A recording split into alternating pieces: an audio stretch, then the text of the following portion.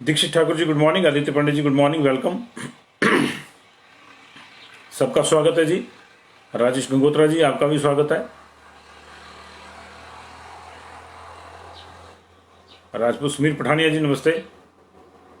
कालू लाला जी, सुरेश जी, राजेश गंगोत्रा जी, अश्विनी शर्मा जी, सुदेश भाटिया जी,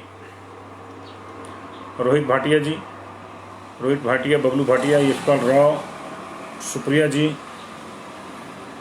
सुप्रिया शांडिल, अनुराग वालिया, निशांत ठाकुर, ममता ठाकुर, कौलदास जी नमस्ते, विजय भारद्वाज जी नमस्कार, पवन पुरी जी नमस्ते, विनोद जी नमस्ते, अनुराधा सूद, गणेश दत्त शर्मा जी, पंकज धीमान जी नमस्कार, ऋचा राठौर जी, हरप्रीत सिंह चन्ना, रामलाल शर्मा, अनन्या राठौर, सुषमा सिंह, परीक्षित कुमार आजाद, शकुंतला शर्मा जी, राजेश गुप्ता जी, कुसुमलता जी, सतीश कुमार जी, रवि सोनी जी, प्रदीप एस प्रदीप, पीके आजाद, वरुण सूद, चंद्रमणि ठाकुर, वीना चौहान जी, लवली ठाकुर जी नमस्ते, अनिरुद्ध गुलेरिया जी आपका भी स्वागत है, सनी कपूर जी नमस्ते, मल्लिका ठाकुर जी नमस्कार, बंटी ठाकुर, सुरेश धीमान, मुकेश राणा, देवेंद्र कश्यप, चमन शर्मा, वीना भारद्वाज, देशराज, मनीष चौधरी, गंगा सिंह ठाकुर, गोल्डी धनिया, कुलदीप सिंह राणा, परसोत्तम चौधरी, सतपाल भाटिया, चंद्रकांत ठाकुर, ध्यान सिंह, अतुल कुमार जी, कौशल्य समीर शर्मा, इंदु शर्मा जी, राजेंद्र वर्मा जी, बंकु शर्मा जी नमस्कार। सबका स्वागत है। मैं संजीव शर्मा हूं। आप हमारा गुड मॉर्निंग बुलेटिन देख रहे हैं। इस वक्त की दो अहम खबरें जो चिंता में डालने वाली हैं, जो परेशानी में डालने वाली है, वो ये है कि बीजेपी के स्टालवार्ट एप्पल बेल्ट के जो कहे जाते थे नरेंद्र बरागटा, पूर्व मंत्री, पूर्व में बागवानी मंत्री भी रहे थे, अभी मुख्य सचेतक थे बीजेपी के, उनका निधन हो गया है। लंबी बीमारी के बाद उन्होंने आज बीती रात पीजीआई चंडीगढ़ में दम तोड़ दिया। आज अंतिम संस्कार उनका जो है जुब्बल कोटखाई में किया जाएगा बाद दोपहर। ये इस वक्त की एक दुखद खबर है। और दूसरी जो चिंता में डालने वाली खबर है कि देश में पहली बार कोविड से जानवर की भी मौत हो गई है। इसकी वजह से क्यों आपको चिंता करनी चाहिए, क्यों आपके घर में भी ये मामला पहुंच सकता है, पशुओं से होता हुआ, जानवरों से होता हुआ, इसकी चर्चा करेंगे। और दूसरा, आज कैबिनेट की बैठक में अनलॉक 2 की रियायतों पर फैसला होना है। ये बैठक कितने बजे होती है, कितनी नहीं, अभी ये जो है ये इस पे संशय बना हुआ है, क्योंकि नरेंद्र बरागटा की डेथ के बाद इसकी टाइमिंग में थोड़ी चेंजेस हो सकती हैं। लेकिन फिलहाल 10:30 की जो है बैठक तय है और ऐसी सूचना नहीं है कि उसमें कुछ चेंजेस है, क्योंकि उनका जो संस्कार है, अभी उनकी जो फैमिली है, उनकी बॉडी लेके 10 बजे के आसपास चंडीगढ़ से चलेगी। तो संभवतः तब तक फिर कैबिनेट ओवर हो जाएगी और फिर उसके बाद जो है उनके संस्कार में जो लोगों ने शामिल होना वो होंगे। तो ये 2-3 खबरें जो आपको आज अहम थी। सबसे दुखद खबर ये कि नरेंद्र बरागटा अब इस दुनिया में नहीं है। लंबे समय से वो बीमारी से जूझ रहे थे। 13 अप्रैल को उनको कोविड हुआ था। उसके बाद वो कोविड से रिकवर किया उन्होंने। उनके परिवार के कुछ सदस्यों को भी कोविड हुआ था, बेटे को कोविड हो गया था, सभी लोग जो ठीक हो गए थे। लेकिन इसके बाद उनकी तबीयत लगातार नासाज रह रही थी और अंततोगत्वा उनको जो है चंडीगढ़ ले जाया गया पीजीआई में। पीजीआई में वो कुछ समय तक रहे, 2 हफ्ते से ज्यादा का समय उनको पीजीआई में, 3 हफ्ते से ज्यादा का हो गया था और देर रात उन्होंने अंतिम सांस ली। तो इस तरह से सेफ बेल्ट का एक जो स्तंभ था बीजेपी का, बीजेपी ने वो खो दिया। नरेंद्र बरागटा के मामले में अगर मैं आपको बताऊं तो पहली बार आपने ये नाम 1998 में सुना होगा, जब शिमला में नरेंद्र बरागटा को टिकट दी गई थी बीजेपी की ओर से और वो जीते थे। उन्होंने जीत का परचम लगाया था। राजधानी शिमला में वो एमएलए बने थे, जबकि तब तक शिमला को जो है गढ़ माना जाता है। ऐसा नहीं तक शिमला में पहले बीजेपी के लोग नहीं जीते थे, लेकिन बीच में स्थितियां ऐसी थी कि शिमला टफ होता जा रहा था बीजेपी के लिए। तो संदेश देने के लिए एक नए चेहरे को आजमाया गया। नया चेहरा था नरेंद्र बरागटा। 1998 में उनको टिकट दिया गया और वो शिमला से जीते। लेकिन ये उनका जो है असली काम नहीं था। जैसे ही 1998 से 2003 वाली गवर्नमेंट बनी बीजेपी की सुखराम के सहयोग से, उसी में प्रेम कुमार धूमल ने उनके लिए एक नई भूमिका तय कर दी थी। नई भूमिका ये थी कि उनको एप्पल बेल्ट में बीजेपी का खोया हुआ मान सम्मान लौटाना था। खासतौर से जो ठोक गोलीकांड के बाद से बीजेपी के खिलाफ एक एप्पल बेल्ट में भावनाएं बन गई थी, एक संदेश चला गया था कि बीजेपी जो है एप्पल ग्रोवर्स के खिलाफ है। शांता कुमार, आज तक मुझे नहीं याद आ रहा कि उसके बाद कभी फागू से आगे गए हों, क्योंकि उनकी सरकार के टाइम में ये गोलीकांड हुआ था और लोगों में बहुत नाराजगी थी।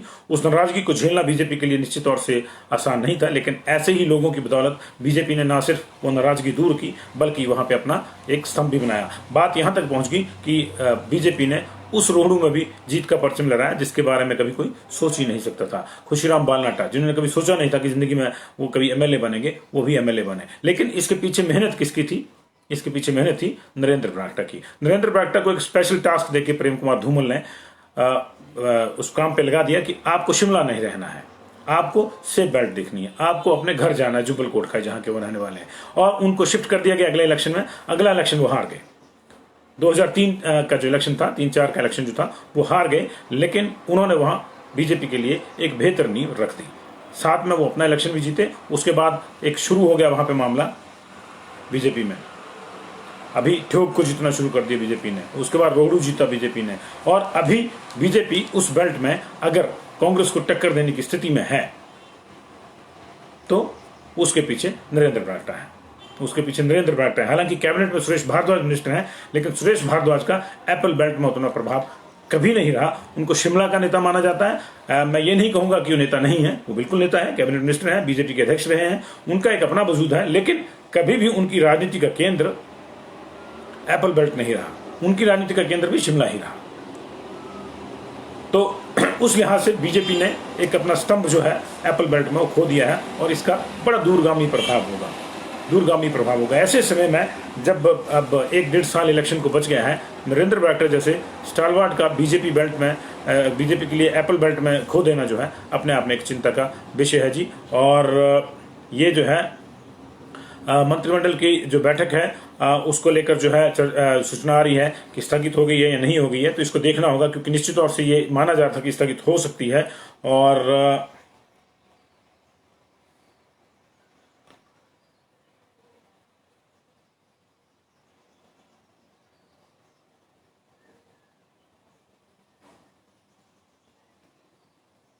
इसकी आधिकारिक सूचना भी नहीं आई, क्योंकि थोड़ी देर पहले हमारी बात हुई थी, लेकिन ऐसा संभव है कि स्थगित हो सकती है या देर शाम को भी हो सकती है। स्थगित का मतलब यह है कि ऐसा नहीं कि नहीं होगी, तो ये होगा जी। तो ये जो है मामला है इस चीज का है। और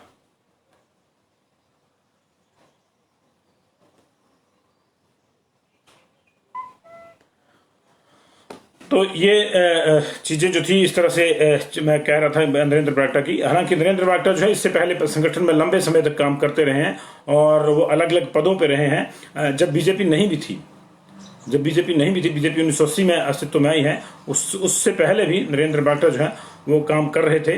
और 15 सितंबर 1952 को उनका जन्म हुआ था। 1977-78 में जनता युवा मोर्चा के, तब BJYM नहीं होता था, JYM जनता युवा मोर्चा था, उसके वो अध्यक्ष रहे हैं प्रदेश के। उसके बाद राष्ट्रीय किसान मोर्चा के बीजेपी के भी जो है सचिव रहे हैं। और 1998 में जैसे मैंने आपको बताया कि उनको शिमला से टिकट दिया गया था, वहां से वो जीते। अगली बार उनको जुब्बल कोटखाई शिफ्ट कर दिया गया, वहां से वो चुनाव हार गए, लेकिन जिस काम के लिए उनको भेजा गया था वो काम उन्होंने बखूबी किया। पूरे सफर में, उनके सियासी सफर में वो हमेशा चर्चाओं में रहे हैं, चाहे वो विपक्ष के निशाने की वजह से हो, चाहे अपने कामों की वजह, अपने स्टाइल की वजह से हो। उन्होंने हर कोशिश अपने इलाके को करने जो है लाभ पहुंचाने की बागवानी के मामले में उन्होंने नए आयाम स्थापित किए।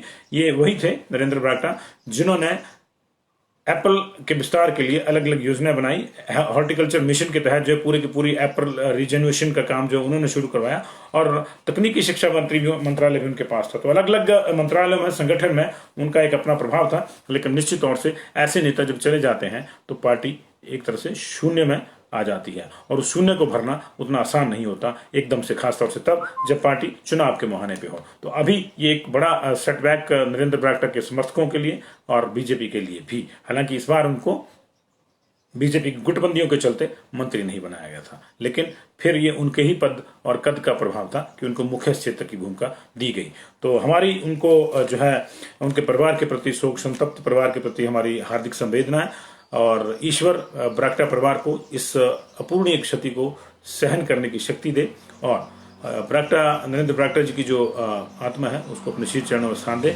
ये हम अपने संस्था की ओर से भी इसकी ईश्वर से कामना करते हैं।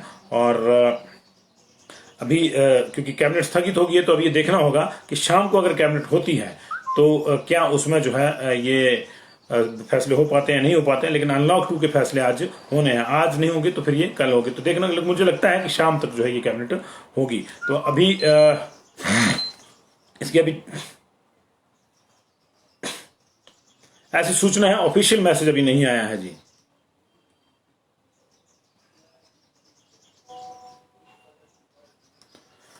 Due to the sad demise of Chief Whip Narendra Brakta, the state cabinet meeting slated to be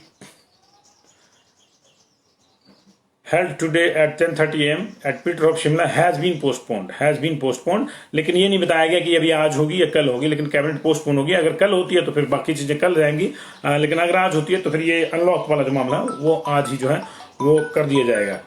लेकिन ये देखना होगा कि अब ये कैबिनेट कब होती है कब नहीं होती, क्योंकि आज उनका अंतिम संस्कार है, तो उसके बाद जो है कैबिनेट संभव है या नहीं है। तो मुझे नहीं लगता कि आज ये कैबिनेट होगी, ये कल या फिर परसों होगी। और वैसे भी जो अनलॉक है वो हमारा जो है वो 7 तारीख तक है, परसों तक चला हुआ है। तो 8 से ही नया अनलॉक जो है शुरू होना है। तो ये 7 मई तक सुबह 6 बजे तक है। तो उससे पहले या तो बाई सर्कुलेशन आ सकती है, ये कैबिनेट कल भी हो सकती है, या कोई बड़ी बात नहीं परसों भी हो सकती है। तो ये देखना होगा जी। तो ये जो है इस वक्त की बड़ी खबर कि नरेंद्र बरागटा का निधन, कैबिनेट स्थगित हो गई है, जिसकी वजह से आज इन चीजों पे फैसला शायद नहीं हो पाएगा। अगर कैबिनेट आज नहीं हुई तो स्थगित का अभी समय नहीं बताया गया कि आज के दिन के लिए पोस्टपोन पूरे दिन आज नहीं होगी, ये शाम को होगी, ये देखना होगा। लेकिन अगली खबर की तरफ बढ़ते हैं। देश में अब कोविड ने इंसानों के बाद जानवरों के ऊपर भी कहर बरपाना शुरू कर दिया। पहली बार देश में कोविड से किसी जानवर की मौत हुई है। तो ये जो है चेन्नई का एक बेंडलूर जूलॉजिकल पार्क है, वहां पे 9 शेर संक्रमण का शिकार पाए गए थे और 11 शेर माफ कीजिएगा 11 शेर संक्रमण का शिकार पाए गए थे, और उसमें एक जो है शेरनी की मौत हो गई। 9 साल की ये शेरनी थी, उसकी मौत हो गई है। ये जो है भारत में पहला मामला है इस तरह का अपना। और पहली बार दुनिया में जो संक्रमण सामने आया था वो बार्सिलोना में आया था, स्पेन में, और अमेरिका में, वहां भी चिड़ियाघर में शेरों को ही पॉजिटिव पाया गया था। उसके बाद हैदराबाद में पहली बार हमारे सामने जो है ये पता चला था, जब 8 शेर कोविड पॉजिटिव पाए गए थे हैदराबाद के जू के। और अभी ये दूसरा मामला जो है ये चेन्नई के जू का आया है, जिसमें न सिर्फ संक्रमण सामने आया 11 शेरों में, बल्कि एक शेरनी की मौत भी हो गई है। तो ये हमारे लिए जो है चिंता का विषय है। ये इसलिए चिंता का विषय है क्योंकि ये जो फैमिली है, इसको फ्रेंडली फैमिली बोलते हैं, या नॉर्मली हम जो कैट फैमिली बोल देते हैं, ये जो है हमारे पास ये बाया बाया बाया होके जो है बिल्ली तक पहुंचती है जी, बिल्ली तक पहुंचती है। इसमें जो है फेरिडी फैमिली में जो है 37 कैट स्पीशीज हैं, और उनमें जो है प्यूमा भी है, चीता है, जगुआर है, लेपर्ड है, लायन है, लिनिक्स है, टाइगर है, और यहां तक कि डोमेस्टिक कैट भी उसी फैमिली की है। तो अगर कैट फैमिली में संक्रमण है तो हमारे लिए ये बिल्ली के लिहाज से चिंता का विषय होता है। शेर तो आपके घरों में नहीं है, हमारे घरों में नहीं है, चीते हमारे घरों में नहीं है ना। अपने घर में हम सारे अपने आप में शेर हैं, लेकिन वो वाले शेर नहीं है। तो ऐसी स्थिति में अगर बिल्लियों तक ये संक्रमण पहुंचता है कैट फैमिली के जरिए, तो फिर मामला गड़बड़ा सकता है। तो ये चिंता का विषय नया मामला हो गया है। हालांकि इसको डबल कंफर्म किया जा रहा है अभी, लेकिन फर्स्ट जो पॉजिटिव थी उनकी रिपोर्ट जो है वो फर्स्ट जो रिपोर्ट 3 शेरों की वो पॉजिटिव आई है। और अब इनके जो स्वैब जो है वो अब भोपाल में ओके कर दिया गया था, और अब इनको जो है कहीं और जो है दोबारा भेजा गया है। तो ये जो है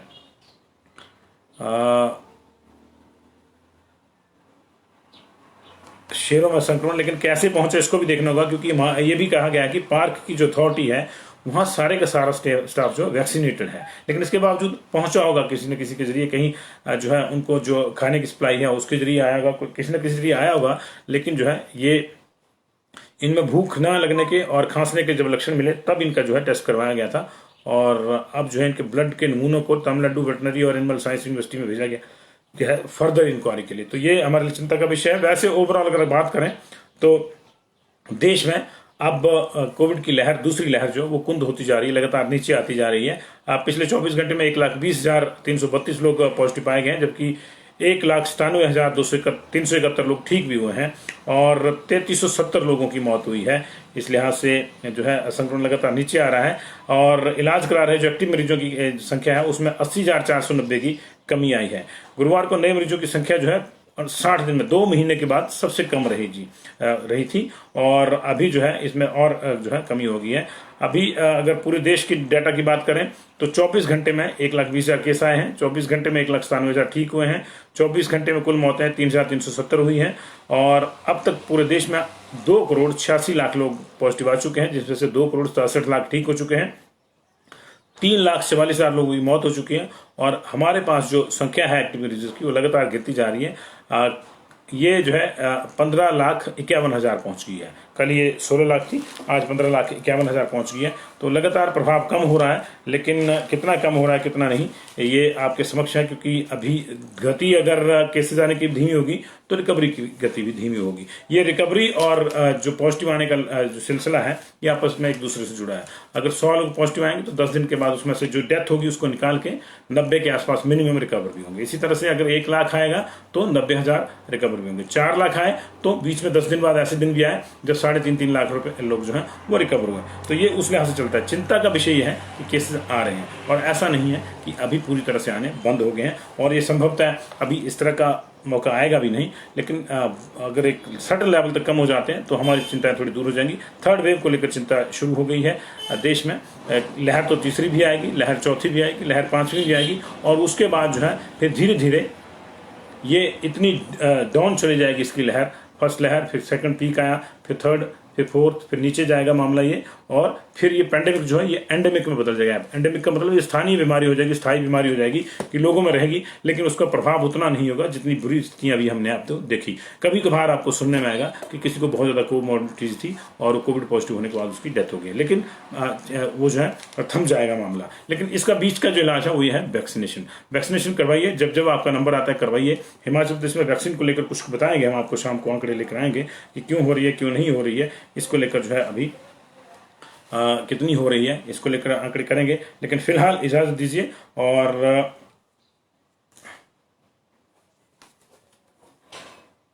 अभी ये कंफर्म नहीं हुआ है कि बैठक अब कब होगी मंत्रिमंडल की, लेकिन ये जो है पोस्टपोन हो गई है।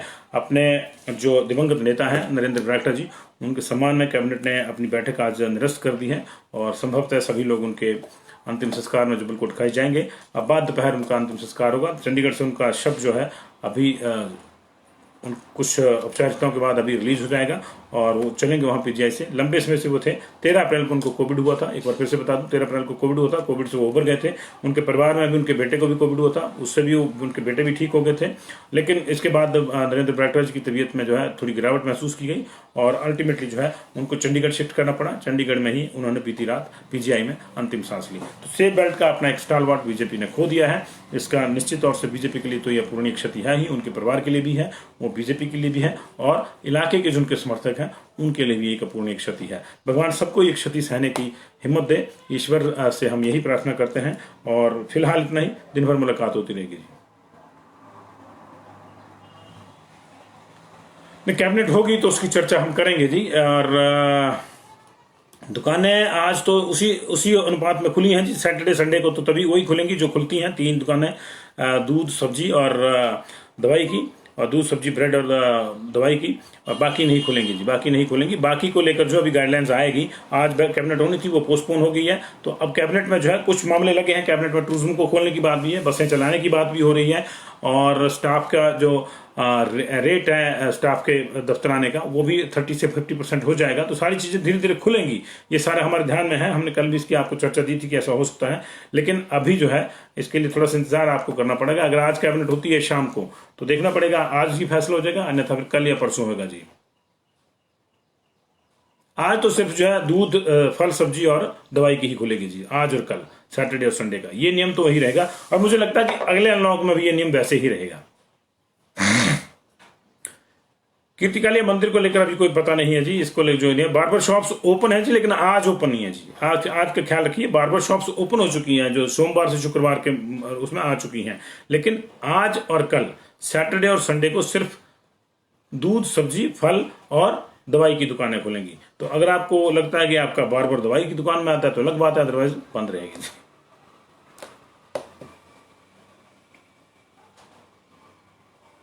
रमन कुमार, मुझे नहीं लगता कि अभी ये सुचारू रूप से लगनी शुरू हो जाएगी 18 से 44 वालों को। सरकार के पास वैक्सीन ही नहीं है, वास्तविकता ये है।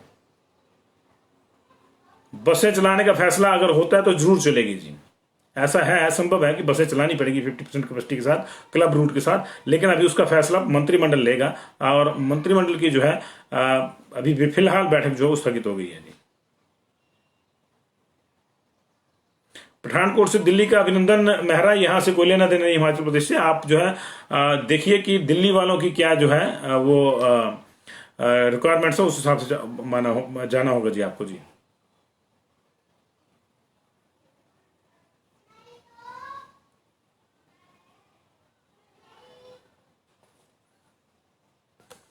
टोनी प्रजापति, दुकानें खुलती है सोमवार से शुक्रवार, सभी तरह की दुकानें खुलती हैं जी। नहीं, आज कैबिनेट का ये नहीं बताया गया कि आज होगी या नहीं होगी, लेकिन फिलहाल जो 10:30 बजे मीटिंग थी वो पोस्टपोन हो गई है जी।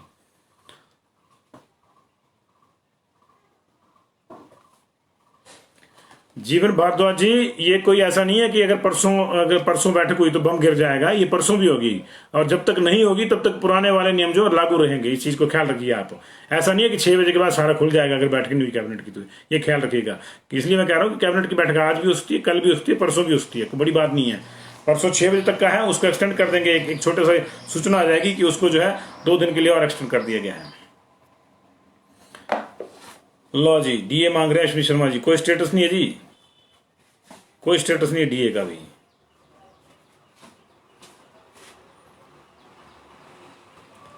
सुशील Kumar Sarva, nothing about 18+ vaccination till postponed.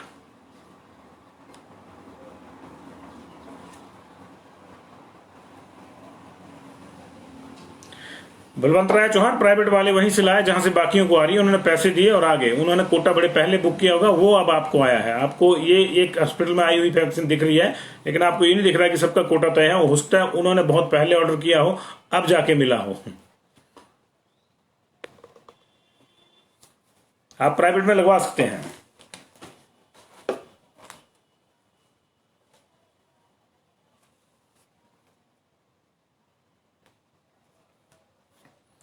तो चलिए जी, बहुत बहुत शुक्रिया आप सब लोगों का। आप से आज मैंने 2 बातें करनी है। मैं रोज जाते जाते एक बात कहता कि नियमों का पालन आप जरूर करिए, उसी से आप जो वही आपकी सबसे बड़ी वैक्सीन है। अब मास्क लगाइए और 2 गज की दूरी का इस्तेमाल कीजिए और समय समय पर हाथ धोते रहिए। आज मैं आपसे एक और थोड़ा आग्रह करना चाहूंगा। आज विश्व पर्यावरण दिवस है, तो आप पेड़ भी लगाइए। आप पेड़ भी लगाइए, और आज ही नहीं लगाइए। देखिए, इसको फेसबुक पे मत लगाइएगा। पेड़ को पेड़ जो फेसबुक पे नहीं लगता, इंस्टाग्राम पे नहीं लगता, ट्विटर पे नहीं लगता।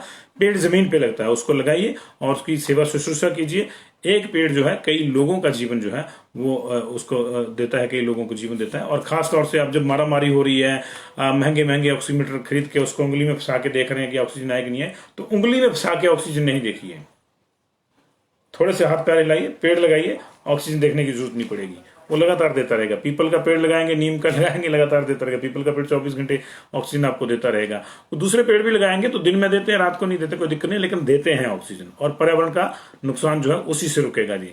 तो ये बाकी सब ठीक है। बाकी अदरवाइज ऐसा नहीं है कि ऑक्सीजन अभी कम होने लगी। ऑक्सीजन तो तब भी कम हो रही थी जब दिल्ली में ऑड इवन फार्मूले लगते थे, आपको याद है, तब भी सांस लेने में दिक्कत आती थी। तो सांस लेने में तब तक दिक्कत आएगी जब तक हम लोग पर्यावरण का ध्यान नहीं रखेंगे। तो फेसबुक पे छोड़िए और फील्ड में जाके पेड़ लगाइए। अगर आपकी यहाँ अपनी जमीन नहीं है तो किसी दूसरे से आग्रह कर ले कि भैया तेरी जमीन है, मैं पेड़ लगा देता हूँ, तेरा ही सही पेड़, लेकिन लगा मैं देता हूँ। लगाइए, पेड़ लगाना जरूरी है। धूप तो धूप है, इसकी शिकायत कैसी साहब, आपके बरसात में कुछ पेड़ लगाइएगा, ठीक है जी। तो धूप की शिकायत अपनी जगह है, लेकिन पेड़ लगाएंगे तो धूप नहीं सताएगी। थैंक यू जी। नितिन सरियाल जी, मुफ्त की आदत छोड़ देनी चाहिए हम लोगों को। अपनी जान आपको ज्यादा प्यारी है, अपनी जान के लिए आप 150, 200, 400, 500 रुपया नहीं खर्च सकते क्या? और मुफ्त की लगवानी है तो फिर उसी हिसाब से लगेगी जिसको लग रही है। दोस्तों के साथ पार्टी में हम लोग 1000 रुपये उड़ा देंगे, लेकिन अपने लिए 850 की वैक्सीन नहीं लगवाएंगे। ये हमारी दिक्कत है। जब देखिए मुफ्त ही ढूंढना है। इस देश को मुफ्तखोरी ने खाया जी, इस देश को मुफ्तखोरी ने खाया। बारिश होगी छुट्टी कर दो जी, बर्फ पड़ गई छुट्टी कर दो जी, फसलें खराब होगी लोन माफ कर दो जी।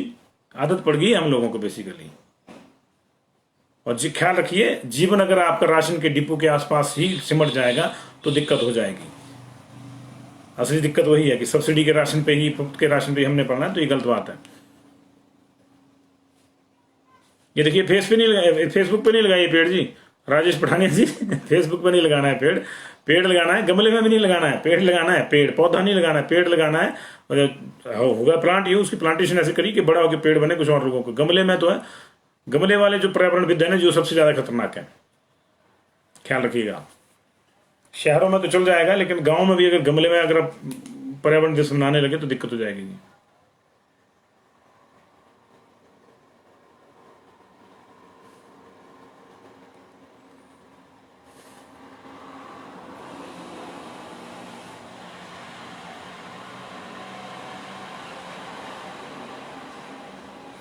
नहीं, मुझे नहीं करिए शेयर अनिकेत जी, मुझे नहीं वैक्सीन ट्रिक की करनी है कोई भी जी, बुकिंग की ट्रिक नहीं शेयर करनी है। आप मेरे उस पर मेरे भेज सकते हैं, वैसे मैं अगर किसी और के साथ काम आ जाएगी तो आ जाएगी, मुझे लग चुकी है जी।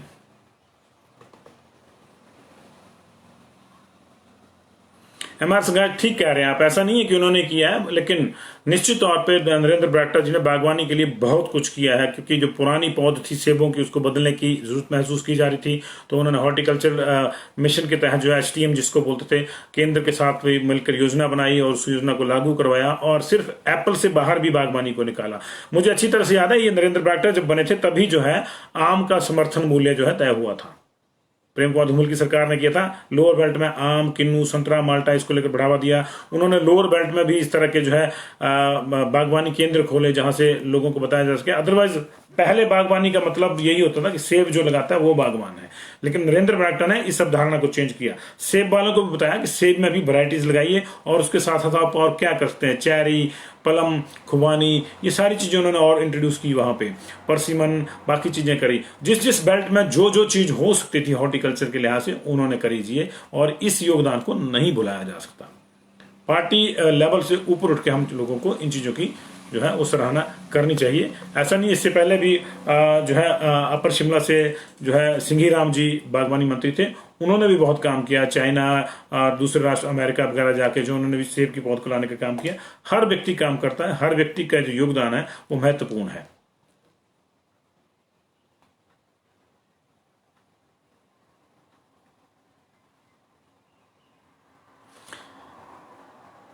मैं नहीं, संघाक जी मुफ्त क्यों लगे, मेरा बड़ा सवाल यह है कि मुफ्त क्यों लगे। मैं तो ये मानता हूं कि गवर्नमेंट में भी जो है मुफ्त नहीं लगनी चाहिए, और उसका कम से कम पैसा देना चाहिए। सरकार के पास पैसे कहां से आएंगे अगर हम ही सारी मुफ्त लगवाएंगे। 100 करोड़ लोगों को, 150 करोड़ लोगों को वैक्सीनेट करना है, उसमें से कितने लोग ऐसे होंगे जिनके पास जो है 100, 200 या 400 रुपया नहीं होगा। उनको छोड़ दीजिए, जो बीपीएल वाले हैं उनको मत लगाइए, लेकिन बाकियों को तो लगाइए। बाकियों से तो पैसे लीजिए, उस पैसे से जो है बाकी चीजें होंगी। अगर ये पैसा सरकार को, देखिए सरकार ने अभी क्या है 4 करोड़ रुपए की वैक्सीन मंगवाई थी पहले बैच में, फिर अब 4 की और मंगवाई, 8 की है, और इस तरह से जो है सरकार को अगर 18 से 44 वालों के लिए 30 लाख लोगों के लिए वैक्सीन मंगवानी है, तो कम से कम सरकार को उससे 20 से 25 करोड़ मिनिमम खर्च करना पड़ेगा। तो वो 20 से 25 करोड़ अगर बचता है, उसमें से मान लीजिए 25 करोड़ खर्च करना पड़ रहा है, 5 करोड़ की जो है गरीबों को लगती है, 20 करोड़ के बाकी पेड़ लगवा लेते हैं, तो उस 20 करोड़ से कुछ और हो जाएगा। 4-4 करोड़ के जो है आपके पास मेकशिफ्ट हॉस्पिटल बन रहे हैं, तो 20 करोड़ से 5 मेकशिफ्ट हॉस्पिटल और बन सकते हैं। इस चीज को हमको सोचना चाहिए। जो सक्षम है वो जरूर लगवाएं, जिसके पास नहीं है वो हाथ खड़े करें कि नहीं है, नहीं है। वो दिखता भी है कि किसके पास नहीं है, लेकिन एक वेल ऑफ पर्सन, एक अच्छा जो है बंदा जिसके घर में सारी सहूलतें हैं, जो एक पार्टी में 1000 रुपए खड़े खड़े उड़ा देता है, या घर से चलते चलते जो है रोज जिसने 1000 रुपए की शराब पीनी है, वो नहीं, वो भी बोले कि मेरे को फ्री लगवाए, तो ये तो अजीब सी बात है। ये देश को संकट में हम ऐसे ही डालते हैं जी। जिम भारद्वाज जी, मैंने मुफ्त की इसलिए लगवाई है कि उसमें उस समय पैसे नहीं आए थे। पेड आई होती तो मैं लगवाता, पेड आ रही, बच्चे पेड लगवा रहे हैं। ये कहने की बातें हैं, ख्याल रखिएगा। निंदा करना, आलोचना करना बड़ा आसान है। मैं तो तब से कह रहा हूं कि पेड करो इसको। अगर पेड की होती तो I would have been the first person to pay for it. ये आपने भी लगवानी है फ्री की तो आप लगवाइए, मैं आपको मना नहीं कर रहा हूं, लेकिन मैं कह रहा हूं जो सक्षम दे सकते हैं। और एक चीज का और ख्याल रखिएगा, जिन लोगों ने भी, मैं अपनी फ्रेटर्निटी के कई ऐसे लोगों को जानता हूं जिन्होंने वैक्सीन तो लगवाई है फ्री है, लेकिन उन्होंने और कुछ जो है सीएम रिलीफ फंड में दिया है, लेकिन उसका सर्टिफिकेट जीवन भारद्वाज को देना था, ये उनको पता नहीं है, तो आज दे देंगे जियो।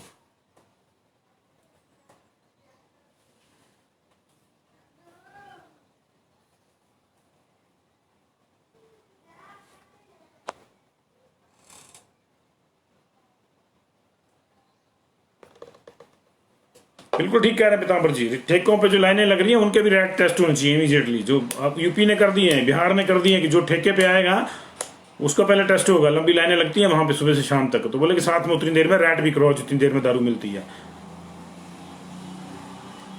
जी बिमलेश राणा आपने बिल्कुल ठीक कहा, सेल्फ कॉन्शियस है। जब नहीं था पेड का ऑप्शन तो अलग बात थी, लेकिन अब पेड का ऑप्शन है तो जो लगवा सकते हैं वो लगवाएं।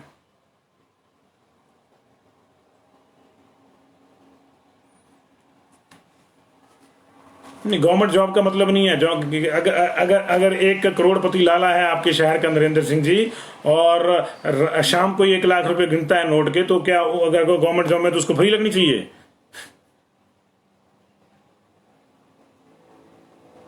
जिम भारद्वाज जी आपने बहुत अच्छा किया अगर आपने पैसा डोनेट किया तो वो, लेकिन हमने जो है हमने जो पॉइंट उठाया आप उसको समझ नहीं पा रहे हैं। बेसिकली प्रॉब्लम ये है,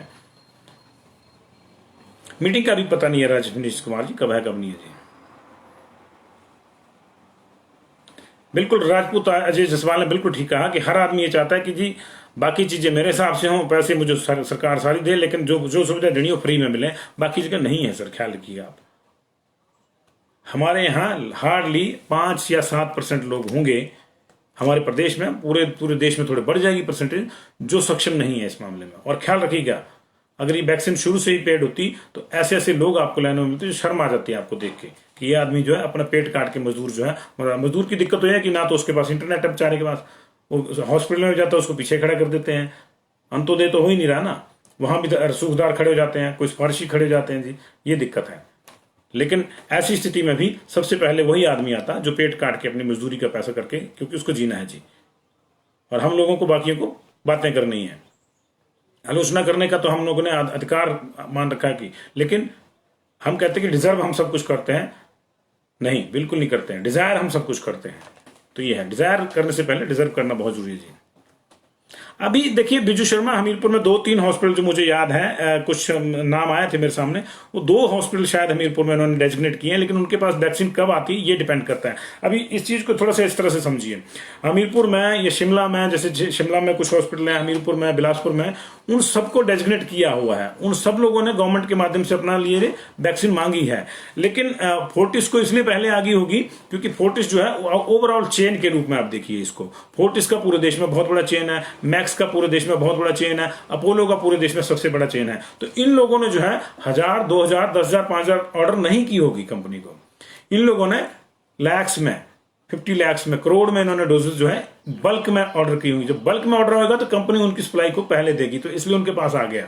धीरे धीरे जब प्रोडक्शन बढ़ जाएगी तो फिर जिसको 10,000 चाहिए उसको भी मिलेगी, जिसको 20,000 चाहिए उसको मिलेगी। लेकिन छोटे की दिक्कत यही है जी, छोटे की दिक्कत यही है। आश्विनी शर्मा जी ने बिल्कुल ठीक कहा कि पेड वैक्सीन के लिए सभी सक्षम है। ठीक है, 850 रुपए ज्यादा अगर आपको लगते हैं तो गवर्नमेंट को भी जो है डोजेज का रेट जो है 850, 2 डोज का रख दें। जो कम पैसे देता है वो पहले यही रेट आया था मेरे ख्याल कि 500 रुपए में 2 डोज लगेंगी, 250 रुपए में, तो 500 रुपए में 2 डोज जो है मुझे लगता है कि गवर्नमेंट में एवरीबडी कैन अफोर्ड। और बाकी उसने जिसने पैसे देके जिसने जल्दी लगानी प्राइवेट में लगवा ले, प्राइवेट में फिर इस तरह से होगा मामला। लेकिन प्राइवेट के भी जो है खुले नहीं छोड़े जा सकते रेट्स गवर्नमेंट ही डिफाइन कर रही है अभी जी।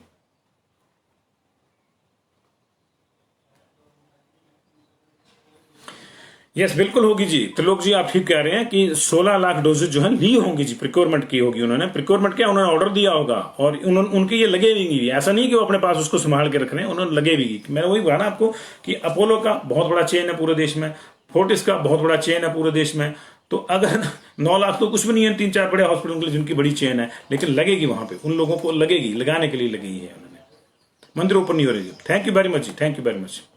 किसी को कोई बात बुरी लगी तो अलग बात है, लेकिन मैं शुरू से इस बात का पक्षधर हूं कि वैक्सीन में पैसे लिए जाने चाहिए थे, बीपीएल को छोड़ के। अभी तो बीपीएल को जी राशन के डिपो में भी पैसे देने पड़ते हैं।